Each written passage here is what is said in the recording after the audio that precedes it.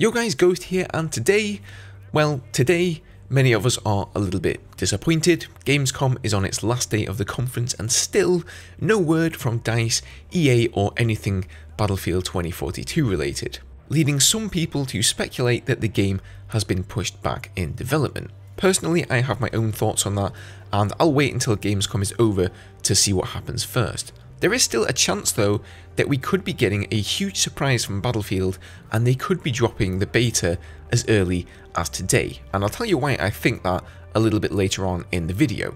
But luckily for us, Datamine Temporyal has unveiled some more of Battlefield 2042's secrets from the recent alpha build, and he's been detailing them for us as usual for our perusal. So firstly, he has found lots of references to ammo types in the game. Now we all know there's going to be a plus system where you can change out attachments, and some of you may have already seen from the leaked footage that there are different magazine sizes, but this Datamine also confirms different ammo types. So first up, there is light, medium and heavy ammo, and all three of these ammo types will have extended and drum magazine support. Now those may simply be ammo types that you automatically, get with your weapon, light ammo for SMGs and the like, and then heavier caliber stuff going up to the bolt action sniper rifles, for example. So it's not clear if you'll be able to swap between these just yet, but these next ammo types are interesting indeed. So first up, subsonic ammunition, and this is an interesting one to have in a game, honestly. Temporyal has listed the Chris Vector as one of the weapons to have this ammo type available, but he says there will be restrictions based on weapon type and game balance. So as the name suggests, subsonic ammunition is basically ammo that travels slower than the speed of sound, or isn't supersonic like most ammunition. This means that it won't break the sound barrier and produce that whip-like crack that you would normally hear. But since the rounds travel slower, it also means they won't do as much damage. Now some people use this for hunting, I believe, so they have a little less chance of scaring the deer off. But I'm not sure what place this would actually have in a Battlefield game. You've already got silencers to mask the sound of your gun, so where does subsonic ammo fit in? Perhaps you can just combine it with a silencer for ultra stealth mode, who knows? After all, this is a computer game and DICE can really give that subsonic ammo whatever attributes they want. Next we have incendiary rounds and explosive rounds. Yes, explosive rounds. I don't know about you, but I'm getting useless frag round flashbacks all over again.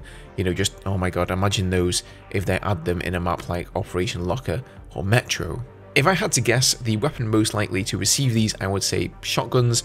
I can't really see a full auto weapon going ham with explosive rounds. That just sounds way too overpowered.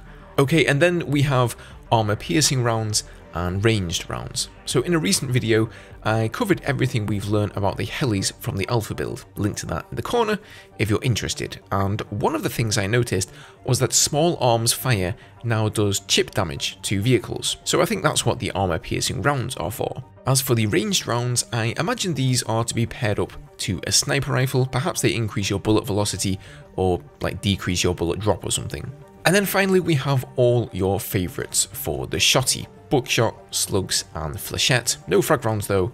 And then there's also short buckshot, middle buckshot and long buckshot to pair up to the aforementioned light, medium and heavy types. Very interesting.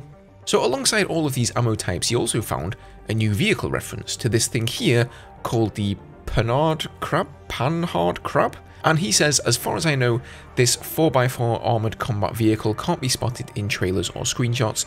At the moment there is no model or customization info available. The beta might provide additional details on its potential loadout. So potentially an unannounced light vehicle there. Alright guys, moving on, let's talk about the lack of Battlefield 2042 at Gamescom and the potential of a beta drop. You might want to put your tinfoil hats on for this one, as it might be a little bit far-fetched, but let me know what you think. So as I mentioned earlier, Battlefield fans are a bit disappointed now that it's almost September and after being promised a beta, there's still no word from DICE. However, some people think that they might do a Battlefield hardline where they just drop the beta all of a sudden, like this weekend or possibly the next. So the beta for Battlefield 5 took place on the 4th and 5th of September in 2018. That's next weekend. The only difference being Battlefield 5 released on November 9th and not October 22nd, which is when 2042 is set to open up its gates. So one would think the beta will at the very least be in the first half of September. Additionally, this weekend Call of Duty are hosting an alpha test for their new Vanguard game on PlayStation, so it could be that DICE are wanting to come and steal their thunder with a surprise beta drop either this weekend or the next. Okay, now this is where you need to put on your tinfoil hat. Okay, is it on? Good. There is a Twitter account called PlayStation Game Size, and when a new game is put onto the PlayStation Store, before it's announced to the public, it's given an ID code, and this Twitter account basically analyzes those ID codes and posts them on their Twitter. So they posted a new ID about 6 hours ago, and somebody replied saying, "Battlefield?" ?